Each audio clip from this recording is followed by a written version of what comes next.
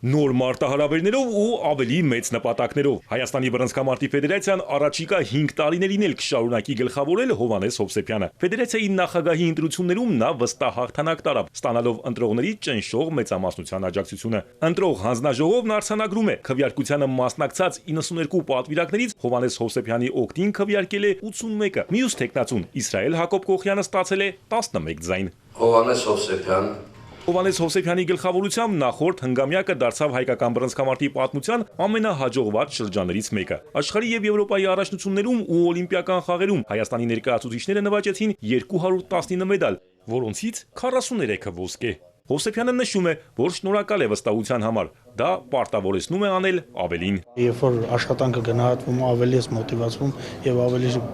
շատ ես ուզում անես եւ պատրաստ եմ անելու ամեն ինչ հայկական բռնցքամարտը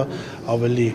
մեծ բարձունքների հասցնելու։ Մեր համար ամենակարևորը աշխարհի չեմպիոն եւ օլիմպիական չեմպիոն ունենալը։ Նախորդ 5 տարիներին Հայաստանն ընդունել է 5 խոշոր մրցաշար, պատանիների աշխարհի առաջնություն եւ տարբեր տարիքայինների Եվրոպայի առաջնություններ, այդ թվում մեծահասակների։ Նպատակ կա նաեւ 2029-ին մեծահասակների աշխարհի առաջնությունը բերել Հայաստան։